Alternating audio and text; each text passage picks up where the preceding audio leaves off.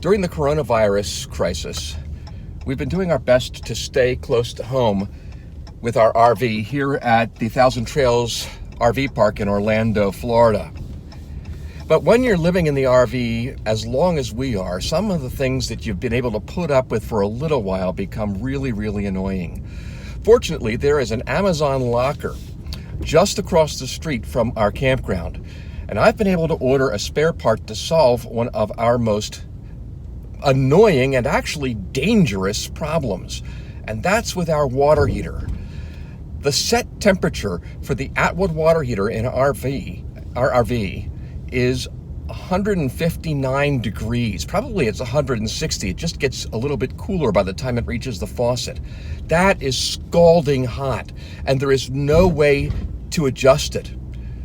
So today, I'm going to show how to, or maybe how not to, replace the thermostat in your RV's Atwood hot water heater. This is Miles and Smiles. By the way, if you haven't discovered this yet, Amazon lockers are a very great way of getting packages when you're traveling. They're scattered around most major cities and certainly around all tourist areas, and you can order your Amazon package to be delivered to the locker. They give you a code and tell you when it's arrived. You just scan the barcode or enter the number, the locker pops open, and you can get your package. One of the cute things is that all of the lockers have names. This one's Frederica. The water heater on your RV is located right behind this panel. It's really easy to get to. Just take this little tab, turn it, fold it down, and there you go. That's where all the magic happens. This is the control panel, the electronic control panel, the brains of the water heater. This is your emergency blow-off valve. If it gets too hot, that will open up and the hot water can come out instead of the heater exploding. Here is the propane heater portion of the water heater where the flame goes, and of course the electric element is inside. And here's what we're going to be replacing. Right over here you can see it says T-stat, and that's where the thermostat is, behind that black plastic bib, which we're going to remove. So here's what we've got, the kit that I got with the Atwood replacement. Warning, this product can expose you to chemicals including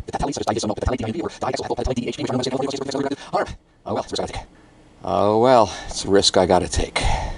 This is the actual new thermostat. And then there are these extra wires and things that go along with the kit. You'll see as we put them together. Someone asked me, how do I know how to do all these things? And the answer is, well, I do exactly what you're doing. I'm a retired pastor. I did not do a lot of fix-it stuff during my career.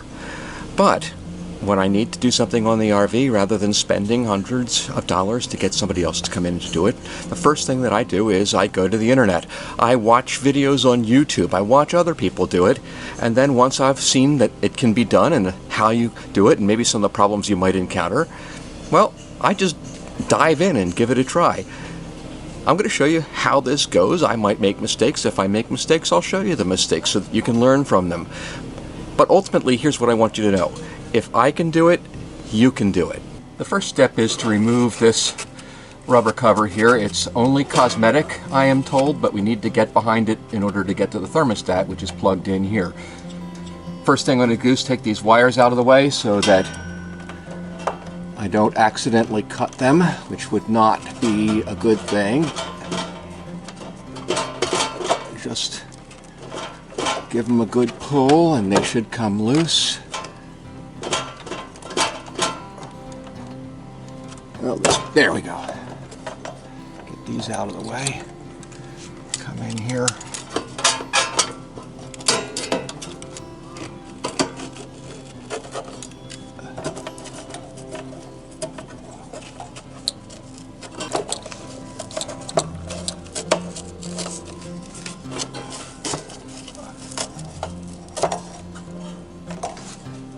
And there's the old thermostat, held in by these tabs, so I gotta pull those tabs open.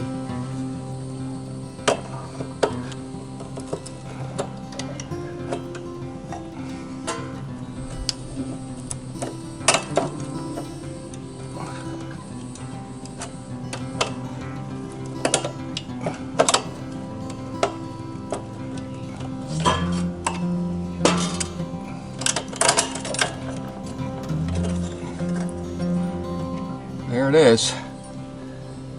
That's all there is to it. That's the old thermostat. This is actually the wall of the water heater right here. By the way, I emptied all the hot water out of the heater before starting this job because I didn't want to burn myself when I touched this.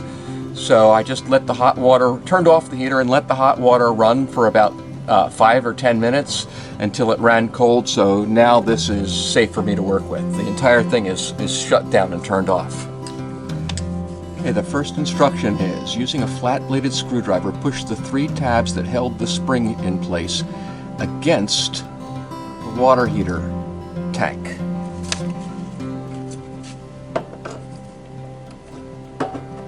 So get these out of the way, in other words. So this is supposed to fit together, it looks like from the diagram, it's supposed to fit together with this spring here and this here to push it up against the tank. But you can see, look what happens, the spring pops right through that opening. So I'm not quite sure how to handle that. Fiddle around with a few things.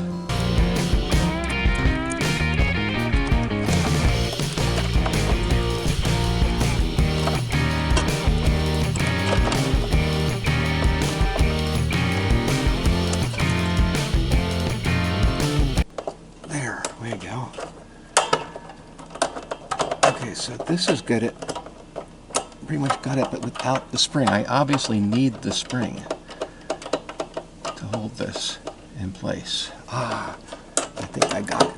I think I got it.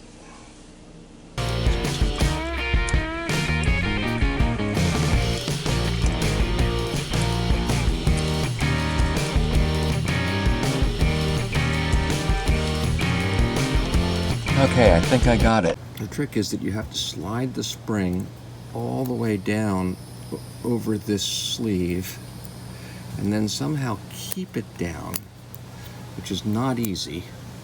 And I probably am going to have to stop and show you the finished product because it's really hard to keep it there. Okay, so you hold it down like that and then somehow slide the holder over the outside of it without letting any of it escape, and then it'll go on and hold it there. But it's really, really picky. You've got to have 3 hands to do it. Since you don't, you're just going to have to try multiple times and eventually it'll work. Boy, I'll tell you, you just got to get it so finessed. And hopefully I can now keep it this way while I try to get that in place, and that's going to be a challenge.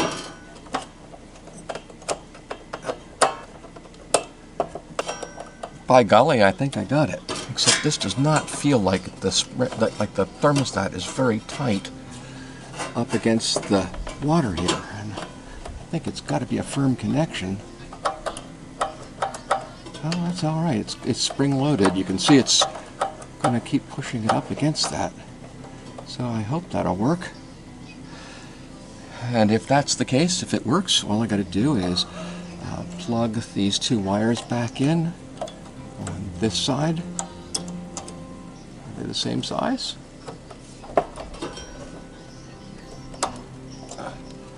Maybe not.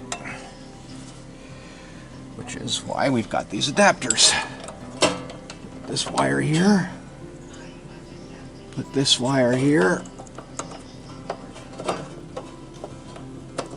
This really feels flimsy. It's not reassuring.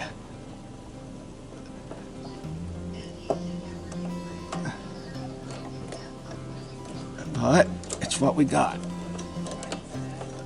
So I'll put that on here. And if I can get these wires out of the way of anything that's going to damage them, I hope. There aren't actually temperature settings on this thermostat. There's just letters A through E. It comes set kind of around C. I am going to leave it at that setting for the time being.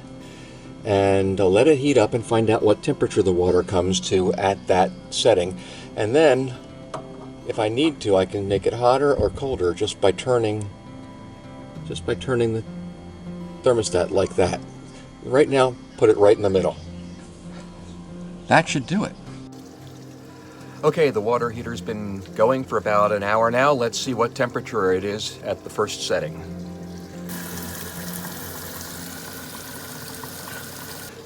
140 degrees, still too hot. Let's turn it down a little bit.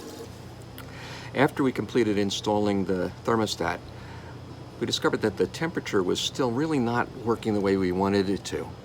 It would go up and down, fluctuate too much, and it also seemed as though the low temperature wasn't low enough, and then the low temperature was too high.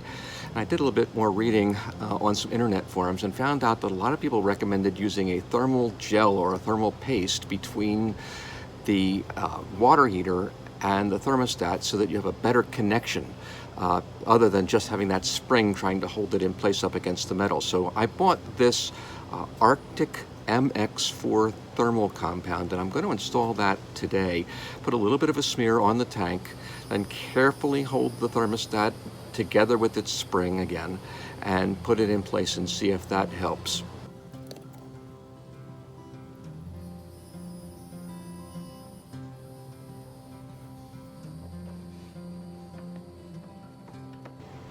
Let's see how that works.